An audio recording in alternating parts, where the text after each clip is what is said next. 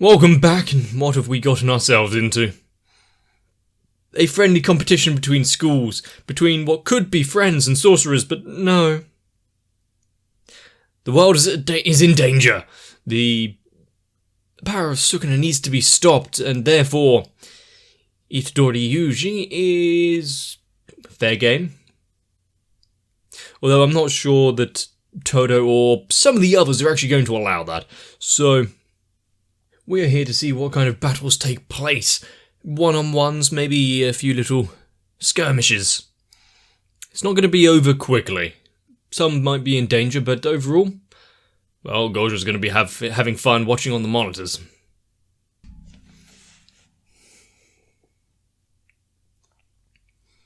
Oh. Splitting it red versus blue. Down the mid. Starting off with a canvas and some paint. Then transitioning over into a fight.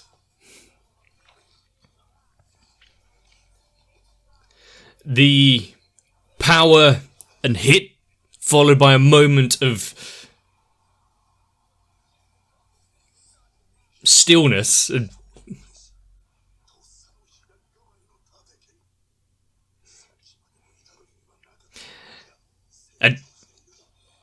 now he goes for a throw. He's enjoying this far too much. Usually someone doesn't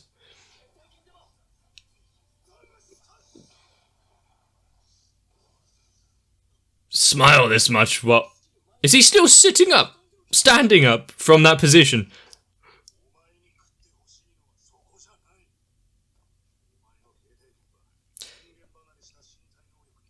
He's already figured him out with his divergent fist.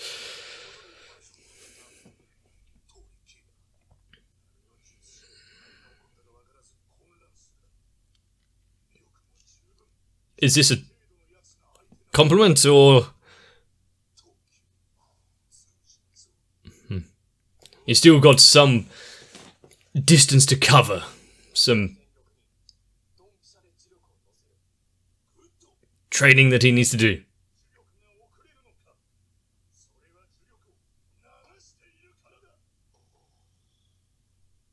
He's actually giving me a little lesson out here.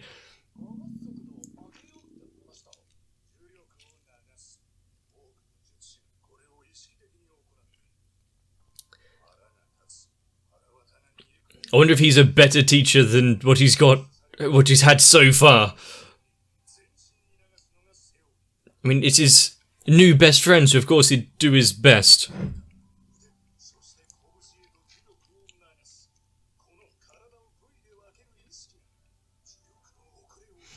So you see yourself as one whole. One full collection of energy. No need to separate things down.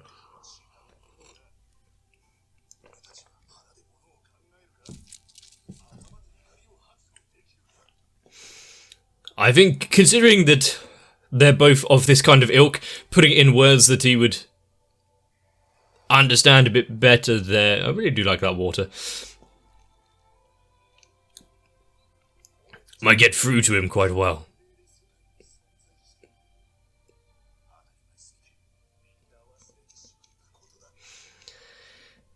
Hopefully not getting into some spiritual woo peddling. We are one with the energy. Although in this world it's slightly different. Let their fight continue. The friendship that could have been.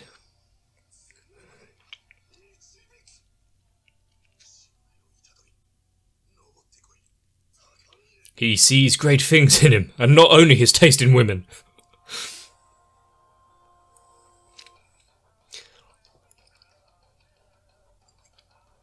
But if we are expecting Yuji to step forward into the realm of the greats and face off against special grades and the dangers that are out there. Take every opportunity that he can.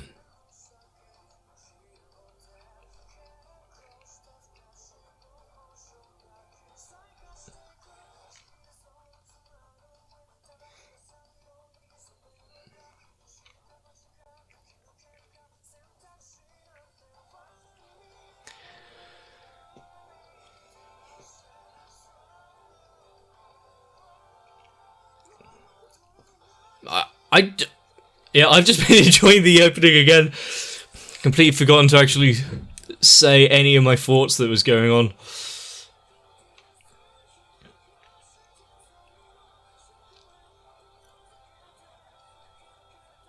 Jujutsu Kaisen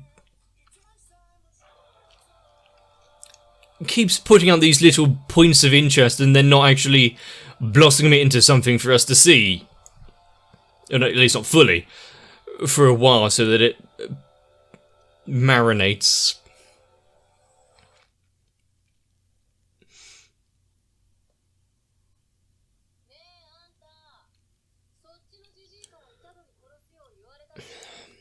Actually getting a little bit outside of the main battle now. All of you rushing there. Watered down version? Has it got anything to do with their previous encounter?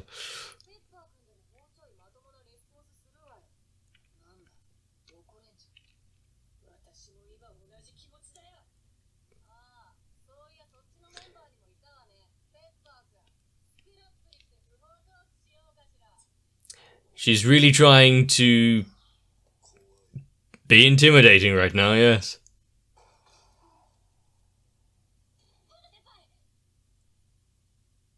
It's deflating.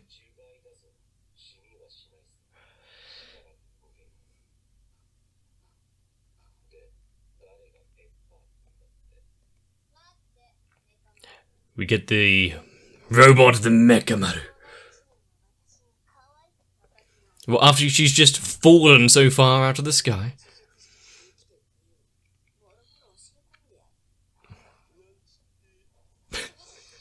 He's fine.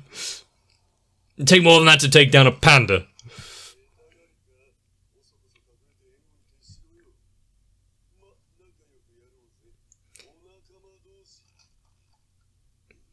So similar, well, because I can see why you would transfer through a robot. Or android. Mechanized puppet.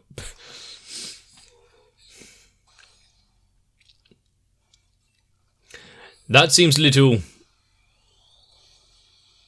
unnecessary. There's a lot of stuff to get caught in those blades.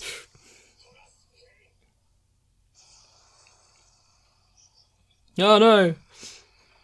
Poor wildlife.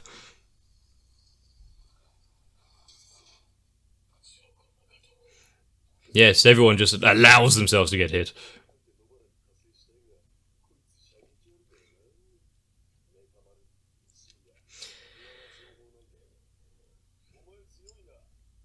So we're splitting off already with... Okay. The ones that he doesn't have concrete data on.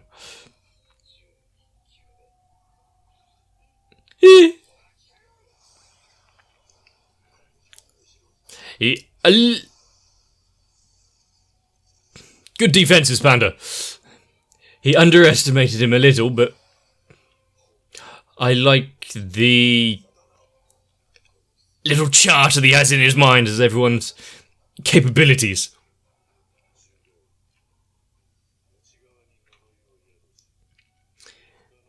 Yeah. We've seen a few of them so far, but having Panda being a student while also a cursed corpse. Oh.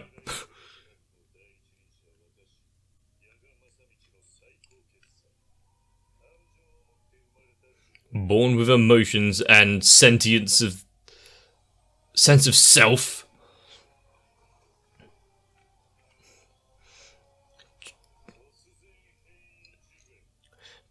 Training since birth.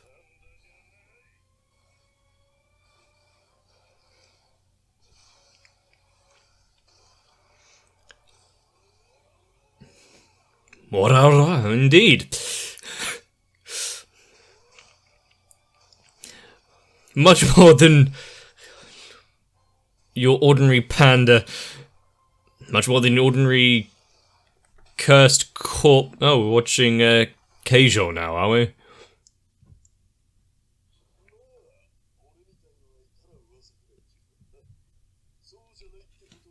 That he is a unique being.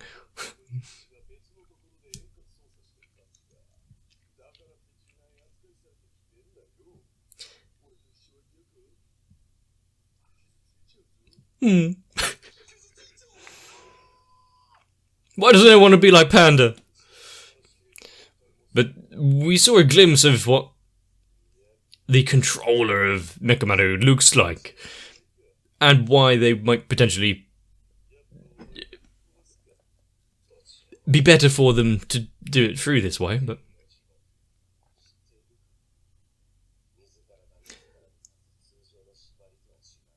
he's seen better days.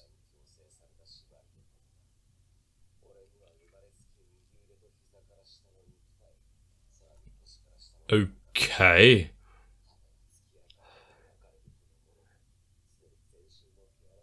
He has a lot of issues.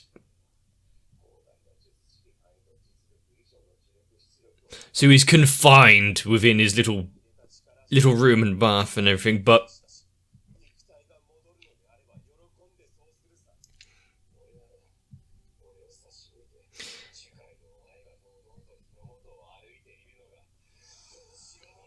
I feel like it would be a lot more than just cursed corpses that he should have a grudge against in that form.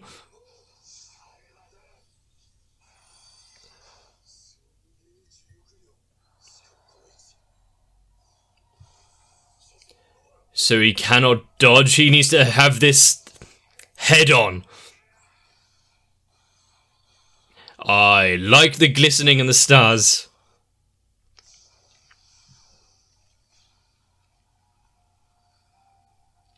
Oh no.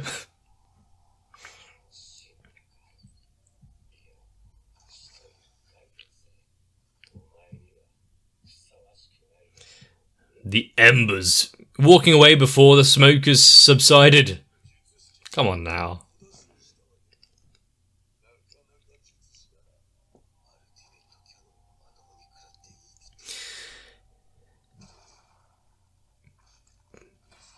Pandas don't have opposable thumbs on the feet like that. He's a gorilla. It's his next phase boss form.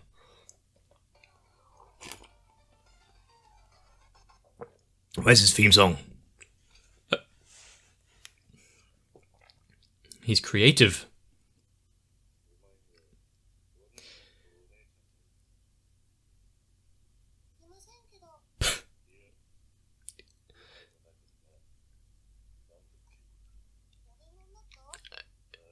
So a cursed corpse is the one that has been granted basic life and whatnot through cause.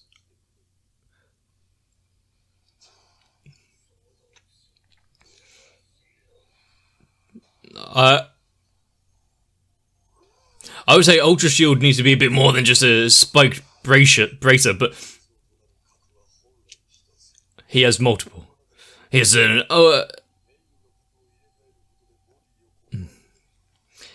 he has his siblings.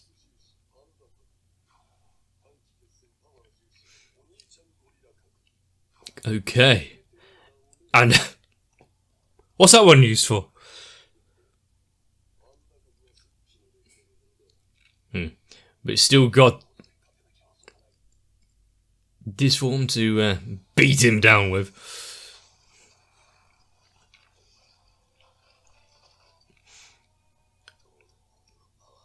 I think also an issue with Mechamaru being this, well, what he is any damage sustained is continuously going to rack up. And bang that war drum.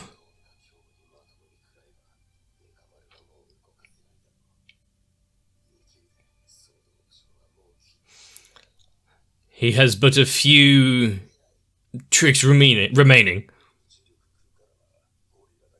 Ah. I mean, he did say for short, decisive battles, so...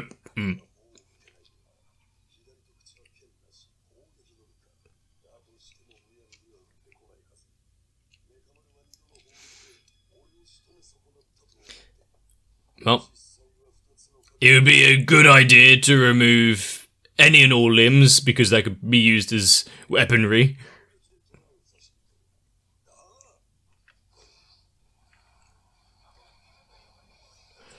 Also, if you destroy the eyes, would it remove his being able to sense what's around it? Around this mechanized him?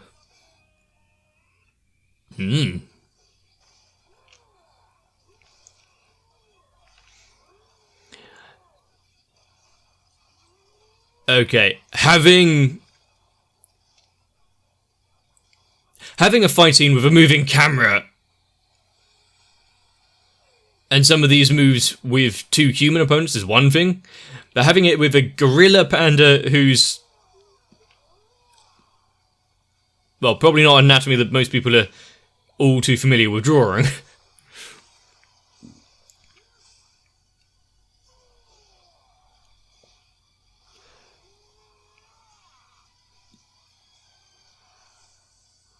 Just a slight dodge.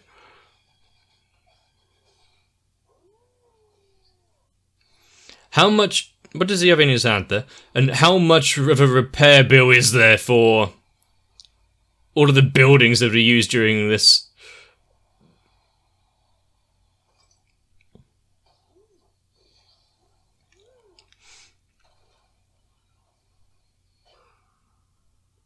Ah. So using it as a bit of a distraction so we can get some distance or some... wait a little, blind him for a but a fraction. Close range.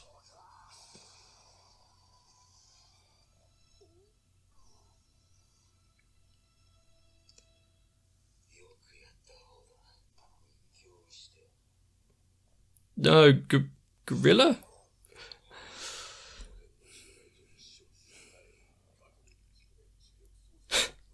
He is no ordinary puppet. How many siblings does he have? It's a full family in there.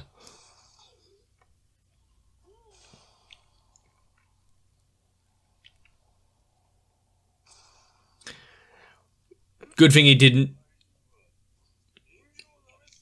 dodge away, try to get out of range after he had made that hit. He's been an outcast, one that is separated yet still accepted.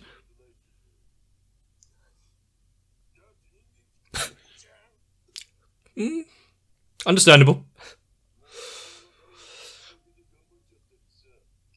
And yet, the one that we see when he's mentioning that,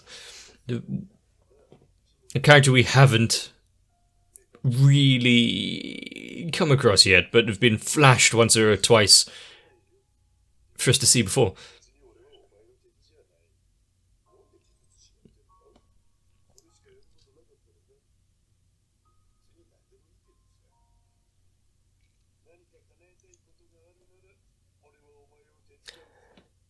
Making a new friend.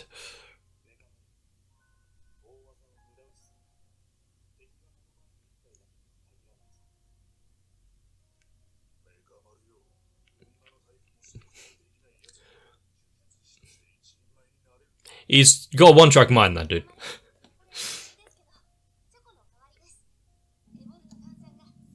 Relay batteries. Ah. Why would you take anything they say? Seriously.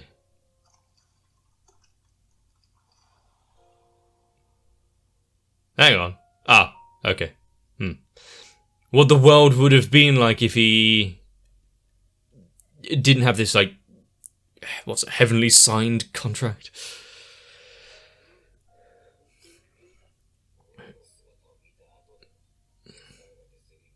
Have you seen who you're talking to? He's a panda.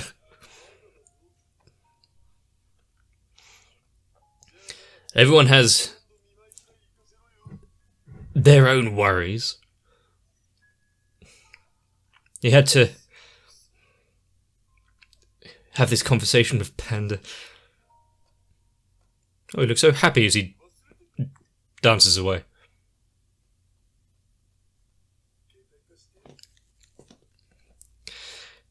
He doesn't have any pockets.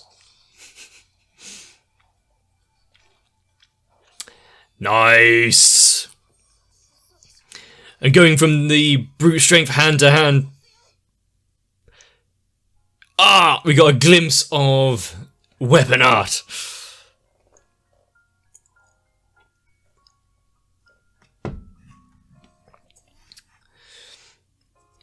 Between someone that has, a pole arm and a sword, you're going to actually see some proper techniques and whatnot used throughout various martial arts, actually animated out for us.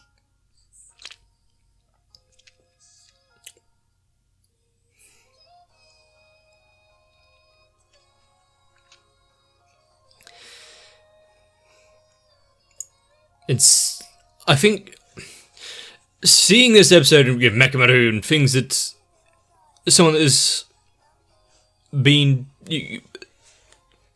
unfortunate in that way since birth,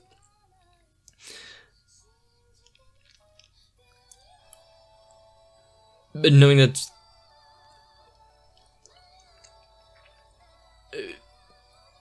life is difficult no matter who you are. Some are facing troubles that you couldn't really imagine, and then we have an idealized life here in the ending. What could be.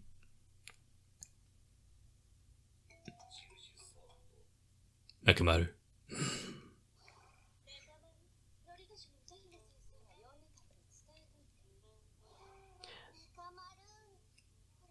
Is he used as like a helpful servant around here, leaving all their jobs to him?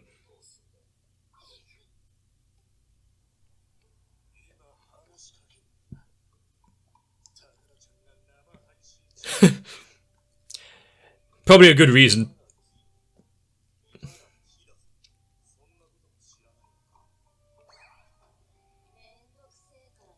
Don't want to do it themselves. I mean, can you blame them?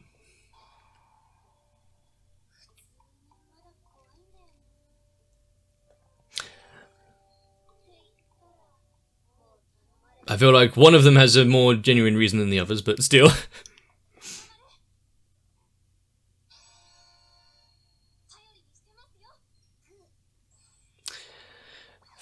And run away!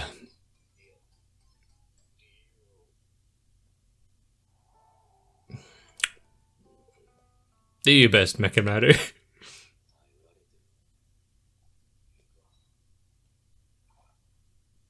Compared to the inherent danger of the last episode, where you say, "Oh, they're after Itadori, they want to kill him," and then we're worried about the Kyoto School and what they are capable and up to. And then in this one, where sure there seems to be small amounts of danger, but Panda seems capable enough to fend it off, and with enough time, he'll easily recover those cores. And just how many does he have? Getting a bit more I don't think it's by chance that there was more humanity in this episode with a panda and a robot than what we've seen previously. And being able to explore a bit of those feelings through those two. I like it. But from everything that we've seen, what's coming up, we've still got other characters who haven't actually had their turn yet. We've got things on the horizon to be wary of, to enjoy. Even after Itadori's little impromptu lesson in the middle of the forest. How to power up a little more, how to use his cursed energy effectively to really hit home on special grades, sorcerers with at least a little training. You've got to remember that, compared to the others, he is very new to this. Both the world and using cursed energy itself. So I just wondered, why is it Sukuna's fingers out there? And only the fingers. What are there other body parts that are chock filled with cursed delicious energy? What about Sukuna's liver? Might go well for a nice picante. But also, I'm just looking forward to the future upcoming episodes that are either going to be like we saw here, where Panda and Mekamaru fighting and coming together against their equals, and then there's the direct opposites of other characters that are clashing. Although everyone seems rather on par, at least in some respects. But let's not forget that this could be over in an instant if Mr. Fried Tofu finds that cursed spirit out there, so... Is it going to be called off last minute, just as the fatal blow is about to be struck? Maybe we should find out. If you enjoyed this one, let me know. Leave a like and a comment down below. Consider subscribing to stay up to date whenever anything comes out. Maybe hop over onto my Discord. There's a few new members recently, and it's always nice. But for now, grab yourself a little bit of rest. We all have a little panda in us. See you in the next one. If you want to show me a bit of love, even though I'm confined to the bathtub that is actually my bedroom, consider joining on to my Patreon and helping out the channel, because, well, at least I can bring you more anime from there. Much like cursed energy over distance, recording stuff, putting it on the internet, requires me to suffer so greatly. But at least you enjoy it. So I do need to thank Noku, Raywin, Sal, Arthia, Kite, Shiwan, Mats, Gurley, Cardboard, Akane, Y1TR, Tori Jane, Danny Swede, Diego Zenhausen, and everyone else. Because together, we may prove that I am more than just a puppet.